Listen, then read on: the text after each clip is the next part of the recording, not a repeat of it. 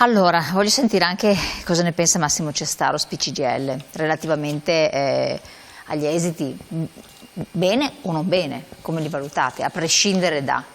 No, beh, come si diceva un attimo fa Maurizio, il quorum non è stato raggiunto, insomma, quindi da questo punto di vista il referendum è fallito. Però è stato un percorso lungo, durante il quale il sindacato dei pensionati, i nostri attivisti, i nostri militanti, i nostri volontari hanno incontrato migliaia di persone, a livello nazionale milioni di persone. E a monte sono state raccolte le firme? A monte sono state raccolte le firme, ma ci sono state esperienze davvero straordinarie. Diciamo, dal nostro punto di vista il ragionamento è andiamo avanti, insomma, no? Noi abbiamo detto anche durante la campagna elettorale, quando giustamente qualcuno sollevava legittimamente il tema del raggiungimento del quorum, io stesso ho detto, vedremo, insomma. Quello che so è che dopo l'8, il 9 giugno c'è il 10, l'11, il 12, cioè c'è una storia che va avanti. E noi sindacalisti siamo come gli animali un po' strani, no? Nel senso che abbiamo sempre presente la parzialità della nostra azione. Mi spiego meglio. Facciamo un rinnovo di un contratto, presentiamo una piattaforma rivendicativa, ma lì ci stanno 10 punti che sappiamo che non portiamo a casa 10 punti. Sappiamo che ne porteremo a casa 3, 4, 5 e gli altri 5 affronteremo la volta dopo. Cioè la nostra è una storia lunga, va avanti. Allora, il tema del lavoro è in sé complicato, lo diceva lei prima. I quesiti sono quesiti oggettivamente complicati. Questo dice due cose. Uno, che naturalmente la materia che riguarda il diritto del lavoro è oggettivamente complessa e molto spesso io sento politici che hanno anche responsabilità di governo che penso un contratto collettivo, una nazione di lavoro non l'abbiano neanche mai visto, cioè neanche mai aperto un libretto per capire cosa c'è dentro, quindi quell'insieme di norme e di regole che determinano il rapporto di lavoro. Ma l'altra cosa è che appunto, essendo cose complesse, i referendum, in particolar modo questi, avrebbero avuto bisogno di informazione. Noi abbiamo fatto dei presidi davanti alla sede della RAI del Veneto, così come sono stati fatti presidi in tutte le sedi regionali della RAI, perché non è stata fatta informazione, salvo gli ultimi giorni qualche cosa. Diceva Maurizio prima, in assenza di un comitato per il no, e avendo voi come emittenti degli obblighi molto precisi rispetto, diciamo, alla parità di trattamento, non essendoci i comitati del no, non abbiamo potuto fare nessuna forma di informazione, salvo credo una occasione autoprodotta. Cioè, se manca il dibattito, è chiaro che manca anche, diciamo, quegli elementi che mettano nelle condizioni le persone di sapere quello che bolle in pentola.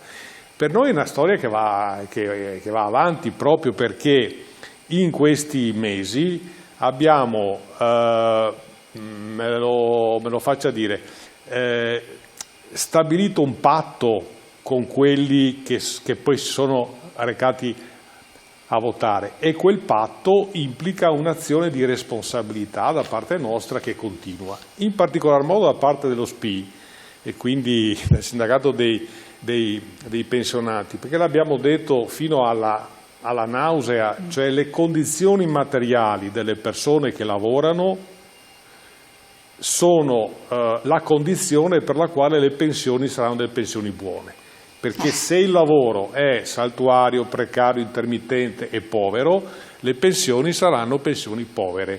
Il sistema sociale, scuola, sanità e quant'altro, se non è sorretto dal lavoro, ragione per cui la nostra Costituzione dice Repubblica fondata sul lavoro, non a caso, perché è il lavoro che sostiene la Repubblica in tutti quanti i suoi aspetti. Quindi diciamo il tema è questo ed è evidente che abbiamo da troppi anni un lavoro povero, veniva detto prima, anche qua.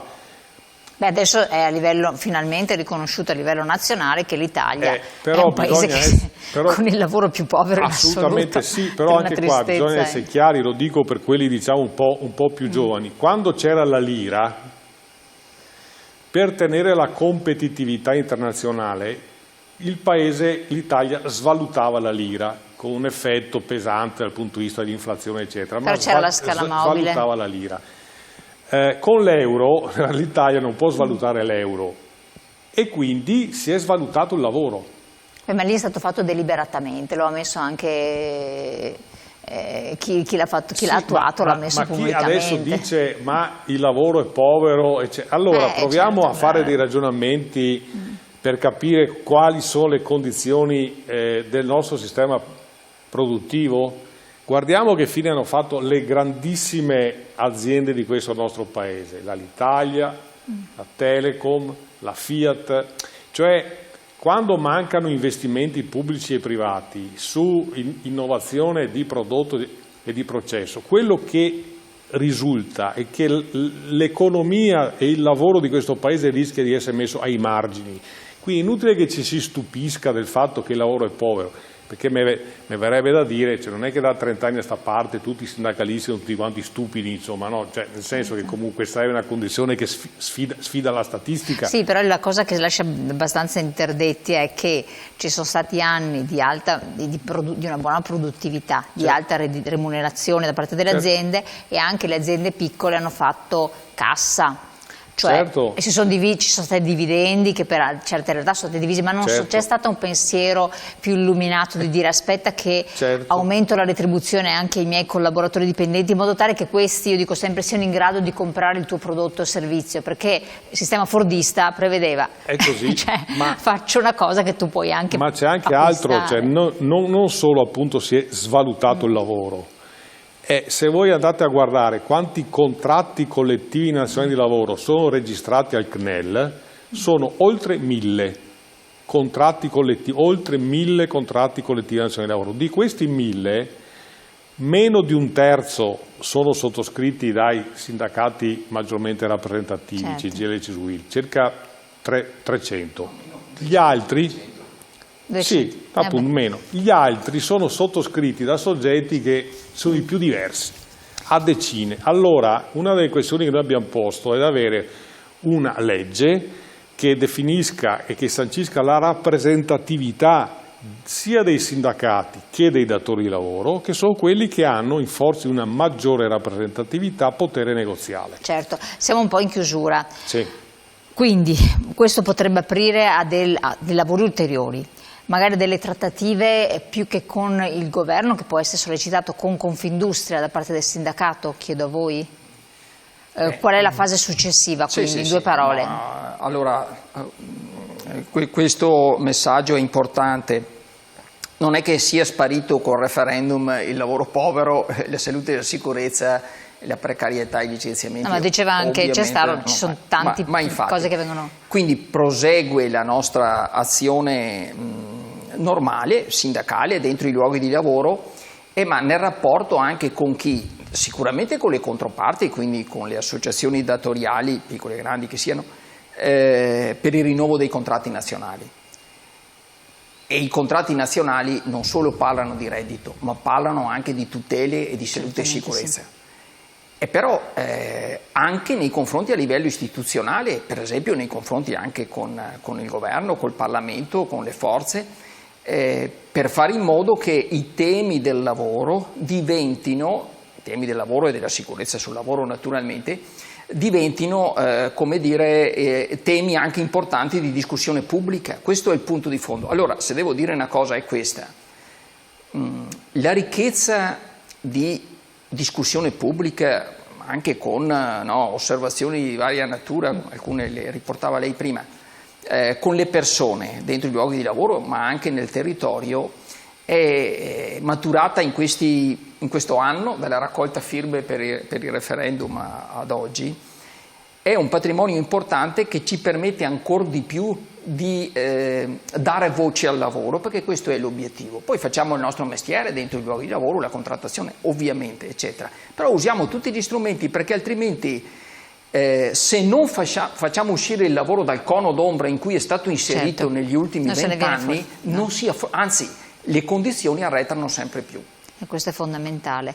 Io vi ringrazio, siamo appunto giunti al termine, una battuta proprio di chiusura anche a lei come SPI pensionati. Voi continuerete anche per i lavoratori, a prescindere assolutamente anche se sì. I pensionati prendono più dei lavoratori.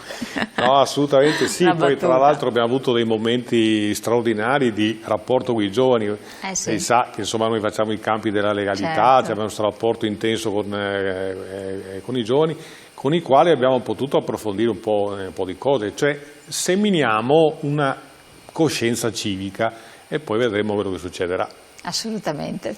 Allora, in bocca al lupo, buon lavoro, grazie Massimo Cestaro, Maurizio Ferron di essere stati qui con noi, grazie a voi di averci seguito, naturalmente ci vediamo presto, buon proseguimento.